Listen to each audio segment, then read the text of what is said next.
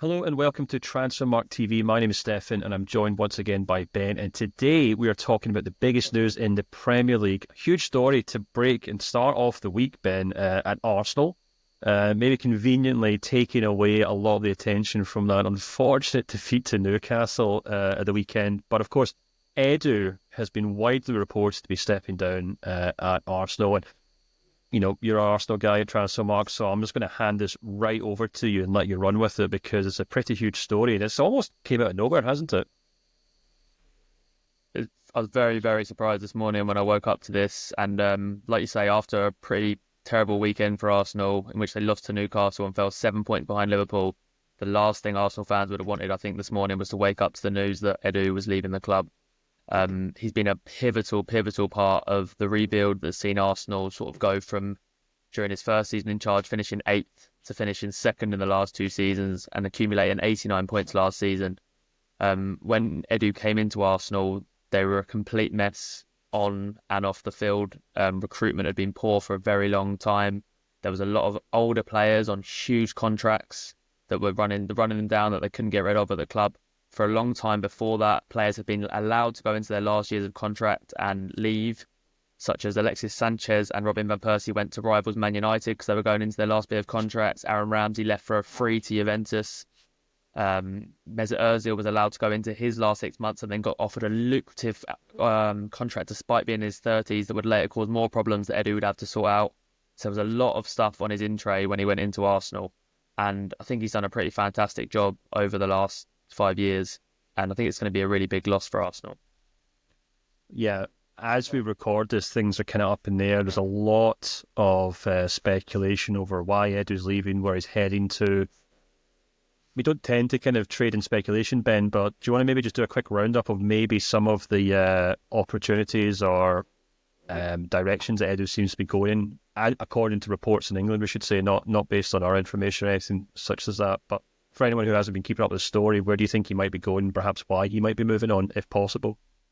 Yeah, this is obviously a real developing story because as it was released this morning, sort of no one saw it coming, and no one seems to still, at the time of recording, quite know the exact details. But it looks as though where we're at the moment, there are strong rumours that he may be heading to get involved with Nottingham Forest and Evangelos Marinakis' clubs. He also owns Rio Ave in Brazil and Olympiacos. And he's also looking to buy another European club, I believe. And there's rumours that Edu is going to go into that group of clubs and take more of a CEO role where he'll be in charge of contracts for all of those clubs. Some reports around Edu leaving Arsenal have suggested that he wanted a similar role at Arsenal and it wasn't going to happen, which is partly why he's left. But for me, I find it hard to believe that he hasn't fallen out with someone at the club because of the respect Edu has for Arsenal and the affiliation he's had with the club for a long time. Even if he wanted to do this, it would have been something I would have expected him to do in the start of a season, and something he would maybe tell us in a few weeks that he's going to leave at the end of the season, and somebody will be able to come in and take over the role, similar to what we've seen at Manchester City with Hugo Viana, who's going to go into that role next season. So the fact that he's leaving now abruptly after a loss to Newcastle in early November would suggest to me he's fallen out with somebody at the club over something. Because this is a story, like we said, even the report suggests that Arsenal were very surprised by this decision as well. Only in September, Mikel Arteta signed a new contract at the club, and Edu himself was speaking about the long-term ambitions of the club. So this is something that nobody's particularly prepared for, which is quite worrying for Arsenal in terms of they might not have somebody lined up to move into that role. Yeah, absolutely. Very tricky situation for Arsenal going forward. And you only have to look around the Premier League to see how important a good sporting director, a technical director, whatever you want to call them, director of football is.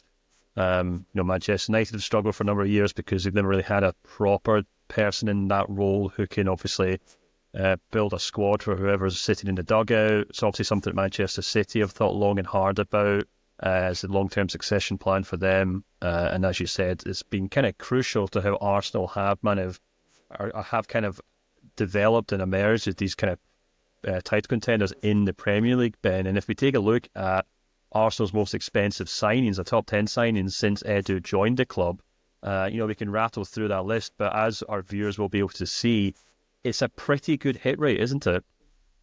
It's a very good hit rate. And when you consider some of the transfers Arsenal had before Edu came in, I think the hit rate was a lot slower. I think when you go through the top 10, there's one player that stands out who didn't work, which is Nicola Pepe, who came in his first summer for 80 million euros and obviously didn't work out, ended up leaving the club on a free. But across the rest of the list, Declan Rice, Kai Havertz, Ben White, Gabriel Jesus, Thomas Partey, Calafiori, Timber, Ødegaard, Zinchenko, and Ødegaard for 35 million euros. I think that is one of the great Premier League transfer coups of the modern era, who's obviously club captain now and has a 110 million market value on the Transfermarkt website. But yeah, I think you touched on it there. I think it's so underrated how important it is to have a very good sporting director, someone who knows football, isn't just a businessman, someone who knows football, who knows the club, and who is aligned with the manager and the players and the fans. Because particularly in modern football, you don't have that continuity with managers. Like we look at Man United, for example, when they bring in a new manager every sort of 2 seasons, you've got an amalgamation of his players that he's brought in. Whereas if you have a sporting director, you have one clear ethos and the manager has to sort of work around that. And it saves you having this sort of mess of squads we see in so many Premier League clubs now. And I think with Edu, Arteta, and the supporters and the players, there was a real alignment at Arsenal, and it's seen them. I know they haven't won a trophy or a major trophy sort of in the last couple of seasons where they've fallen at the last hurdle. But to get in the position they have, I think has become a lot from that alignment. And I think what the job Edu has done has been superb, getting rid of the likes of Ozil, Aubameyang. He spoke in the Arsenal documentary about how when you have a player over 26 on big wages, he's killing you as a club because you can't get rid of him and he's just going to sit there in London on his massive wage and he's killing you. He's had a really, really good effect getting the average age of the squad down. I think if we could look at those 10 signings, the only one of those that's over 25 years of age is Thomas Partey, who was signed when he was 27. So, he's got a really young squad now, Arsenal, and they're in a position where they have been challenging Manchester City for the title. And I still do expect them to make a challenge this season when things pick up, when Ødegaard comes back to fitness. But yeah, I think he's done a superb job, Edu, and I think Arsenal have got a real task on their hands finding a replacement, and it's something they need to get right if they want to get over that line and finally win one of those big trophies. Yeah, absolutely. If you actually jump onto our website, you can actually see the market value timeline of Arsenal's squad, the squad market value. And if you take a look at it compared to Manchester City, which we'll put up on the screen now, I think it does a good job of showing the kind of progress that Arsenal have made under Edu. In January 2019, so just before I joined the club, Arsenal's market value was 604 million euros. Manchester City's was 1.13 billion, so almost twice Arsenal's squad value. As we can see, Arsenal begin to start creeping up around 2022. They actually get higher than Manchester City in August 2023. And from then onwards, they've been kind of neck and neck. And right now, Arsenal's is about, $500 million, or no, sorry, not even $500 million, maybe about $500 million actually, or less, shorter than Manchester City. Sorry, not talking nonsense actually, very close. Arsenal's is 1.17 billion, Manchester City's is 1.26 billion, so a couple of $100 million in it.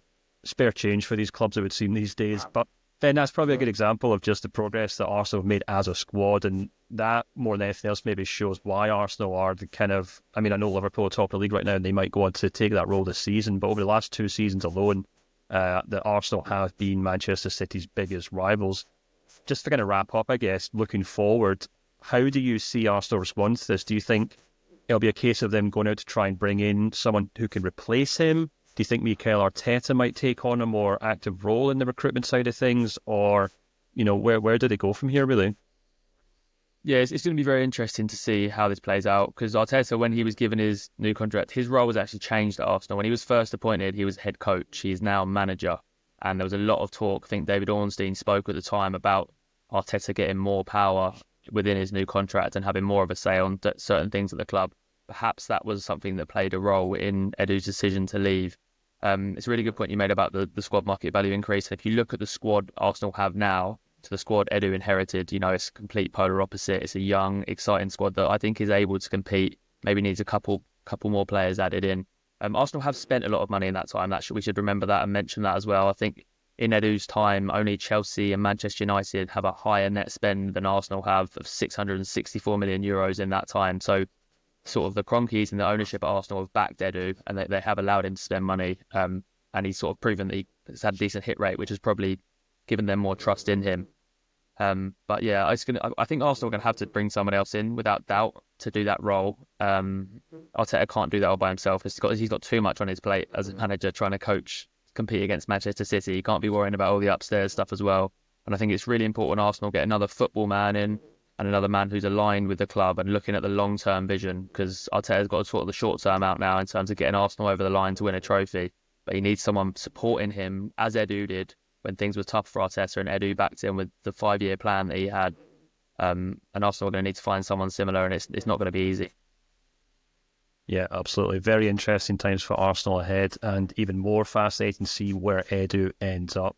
If you like this video, you enjoy what we're doing on this page, please do make sure to like the video and subscribe. It goes a long way to helping us with the old algorithm on YouTube.